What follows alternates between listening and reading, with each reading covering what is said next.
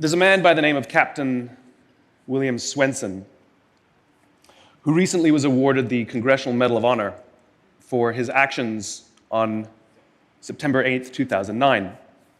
On that day, a column of American and Afghan troops were making their way through a part of Afghanistan to help protect a group of government officials, a group of Afghan government officials who'd be meeting with some local village elders.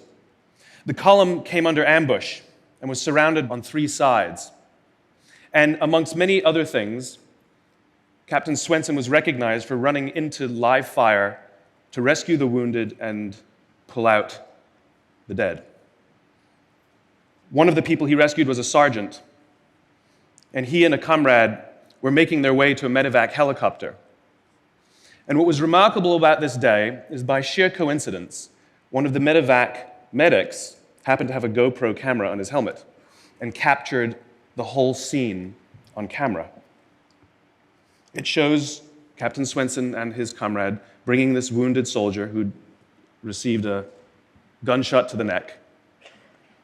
They put him in the helicopter, and then you see Captain Swenson bend over and give him a kiss before he turns around to rescue more.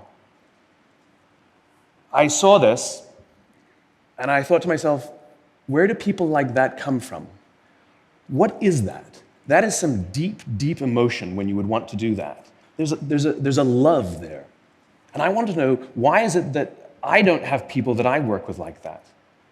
You know, in the military, they give medals to people who are willing to sacrifice themselves so that others may gain. In business, we give bonuses to people who are willing to sacrifice others so that we may gain. We have the back, right? So I asked myself, where do people like this come from? And my initial conclusion was that they're just better people. That's why they're attracted to the military. These better people are attracted to this concept of service. But that's completely wrong. What I learned is that it's the environment. And if you get the environment right, every single one of us has the capacity to do these remarkable things, and more importantly, others have that capacity too.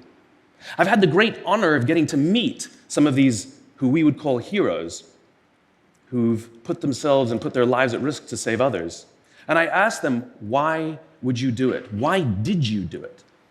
And they all say the same thing, because they would have done it for me. It's this deep sense of trust and cooperation. So trust and cooperation are really important here. The problem with concepts of trust and cooperation is that they are feelings, they're not instructions. I can't simply say to you, trust me, and you will. I can't simply instruct two people to cooperate, and they will. It's not how it works. It's a feeling. So where does that feeling come from? If you go back 50,000 years to the Paleolithic era, to the early days of Homo sapien, what we find is that the world was filled with danger. All of these forces working very, very hard to kill us. Nothing personal. Whether it was the weather, lack of resources, maybe a saber-toothed tiger, all of these things working to reduce our lifespan. And so we evolved into social animals, where we lived together and worked together in what I call a circle of safety, inside the tribe, where we felt like we belong. And when we felt safe amongst our own, the natural reaction was trust and cooperation. There are inherent benefits to this. It means I can fall asleep at night and trust that someone from within my tribe will watch for danger. If we don't trust each other, if I don't trust you, that means you won't watch for danger. Bad system of survival. The modern day is exactly the same thing. The world is filled with danger, things that are trying to frustrate our lives or reduce our success, reduce our opportunity for success. It could be the ups and downs of an economy, the uncertainty of the stock market. It could be a new technology that renders your business model obsolete overnight. Or it could be your competition that is sometimes trying to kill you. It's sometimes trying to put you out of business, but at the very minimum is working hard to frustrate your growth and steal your business from you. We have no control over these forces. These are a constant, and they're not going away. The only variable are the conditions inside the organization. And that's where leadership matters, because it's the leader that sets the tone. When a leader makes the choice to put the safety and lives of the people inside the organization first, to sacrifice their comforts and sacrifice the tangible results so that the people remain and feel safe and feel like they belong, remarkable things happen.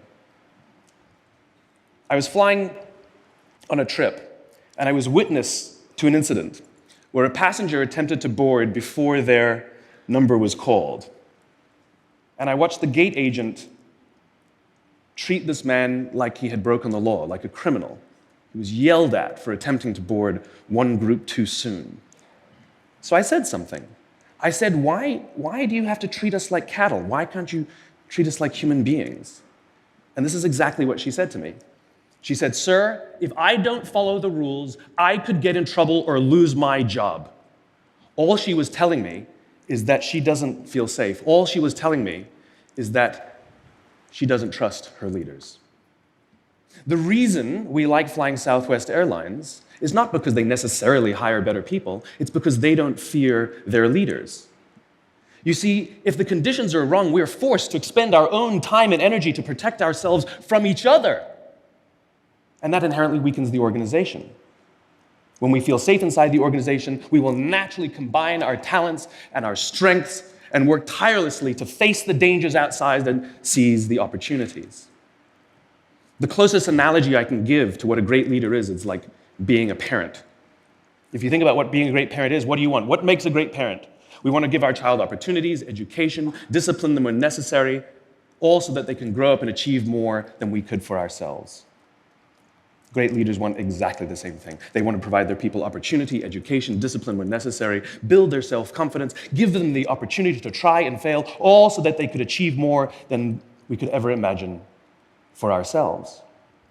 Charlie Kim, who's the CEO of a company called NEK in New York City, a tech company, he makes the point that if you had hard times in your family, would you ever consider laying off one of your children? We would never do it. Then why do we consider laying off people inside our organization?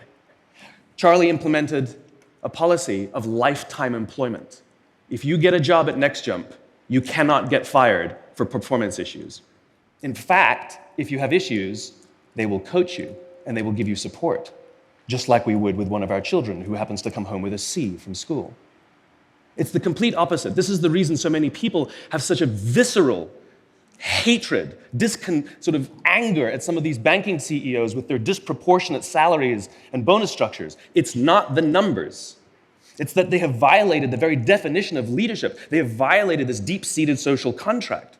We know that they allowed their people to be sacrificed so that they could protect their own interests. Or worse, they sacrificed their people to protect their own interests. This is what so offends us, not the numbers. Would anybody be offended if we gave a $150 million bonus to Gandhi? How about a $250 million bonus to Mother Teresa? Do we have an issue with that? None at all. None at all. Great leaders would never sacrifice the people to save the numbers. They would sooner sacrifice the numbers to save the people. Bob Chapman, who runs a large manufacturing company in the Midwest called Barry Waymiller, in 2008, he was hit very hard by the recession, and they lost 30% of their orders overnight. Now, in a large manufacturing company, this is a big deal, and they could no longer afford their labor pool. They needed to save $10 million. So, like so many companies today, the board got together and discussed layoffs. And Bob refused. You see, Bob doesn't believe in head counts. Bob believes in heart counts. And it's much more difficult to simply reduce the heart count. And so they came up with a furlough program. Every employee from secretary to CEO was required to take 4 weeks of unpaid vacation. They could take it any time they wanted, and they did not have to take it consecutively. But it was how Bob announced the program that mattered so much. He said, "It's better that we should all suffer a little than any of us should have to suffer a lot." And morale went up. They saved $20 million. And most importantly, as would be expected, when the people feel safe and protected by the leadership in the organization, the natural reaction is to trust and cooperate. And quite spontaneously, nobody expected, people started trading with each other. Those who could afford it more would trade with those who could afford it less. People would take 5 weeks so that somebody else only had to take 3. Leadership is a choice. It is not a rank. I know many people at the senior-most levels of organizations who are absolutely not leaders. They are authorities, and we do what they say because they have authority over us, but we would not follow them. And I know many people who are at the bottoms of organizations who have no authority, and they are absolutely leaders. And this is because they have chosen to look after the person to the left of them, and they have chosen to look after the person to the right of them. This is what a leader is. I heard a story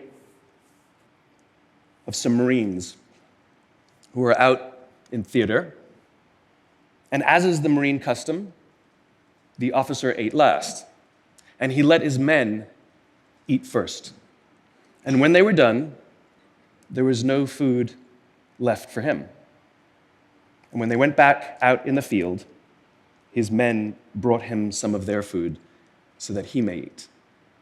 Because that's what happens. We call them leaders because they go first. We call them leaders because they take the risk before anybody else does.